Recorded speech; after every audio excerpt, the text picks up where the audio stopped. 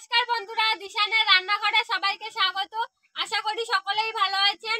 আজকে কাঁচা আম দিয়ে একটা সম্পূর্ণ নতুন ধরনের রেসিপি আপনাদের সঙ্গে শেয়ার করব। ভিডিওটি দেখতে থাকুন।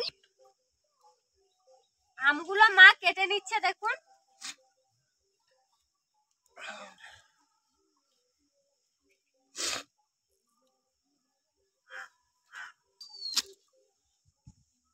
এই দেখুন, আমগুলো এইভাবে পিস করে নেব।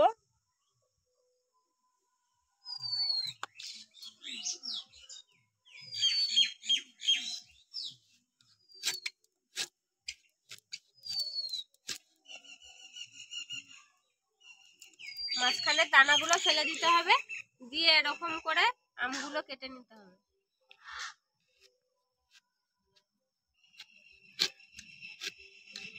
দেখুন, আমগুলো এরকম স্লাইস করে কেটে নিয়েছি, নিয়ে ভালো করে ধুয়ে আর জল ঝরাতে দিয়েছি, জল ঝরে গেছে।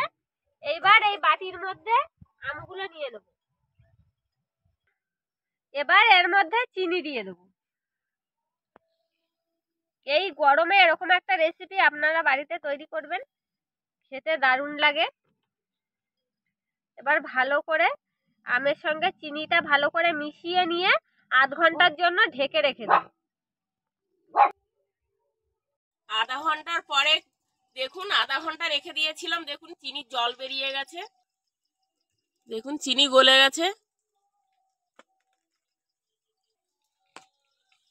আচারটা বানানোর জন্য এবার মশলাগুলো তৈরি করে নেব। শুকনো লঙ্কা, প্রথমে লঙ্কাগুলো একটু হালকা করে ভেজে নেব। 5 ফোড়ন, ধনে, জিরে আর মৌরি, এইগুলো এবার একসঙ্গে ভেজে নেব।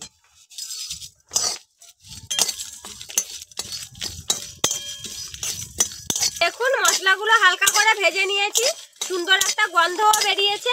এইবার নামিয়ে নেব।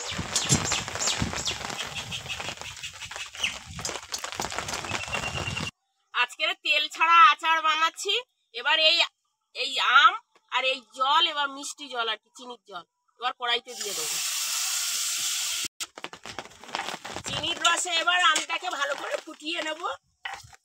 আর আমি এদিকে মশলাগুলো গুঁড়ো করে নেব। বেশি গুঁড়ো করব না, হালকা করে গুঁড়ো করে নেব।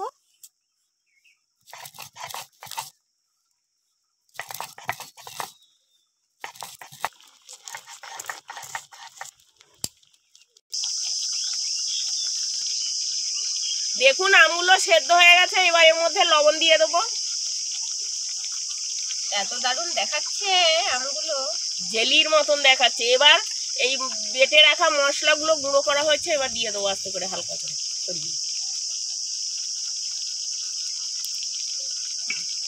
আপনারাও বাড়িতে তৈরি করবেন এই রেসিপিটা। বিনা তেলে দারুণ একটা রেসিপি, খেতেও অসাধারণ লাগে। বন্ধুরা, আপনারা আমাদের এরকম আরো নতুন নতুন রেসিপি দেখতে চ্যানেলটিকে সাবস্ক্রাইব করবেন, আর অবশ্যই পাশে থাকা বেল আইকনটি প্রেস করবেন। তাহলে আমরা নতুন কোনো ভিডিও আপলোড করলে নোটিফিকেশন আপনাদের কাছে পৌঁছে যাবে। আর কে কোথা থেকে দেখছেন কমেন্ট করে জানাবেন, তাহলে আমরা আপনাদেরকে ধন্যবাদ জানাতে পারবো।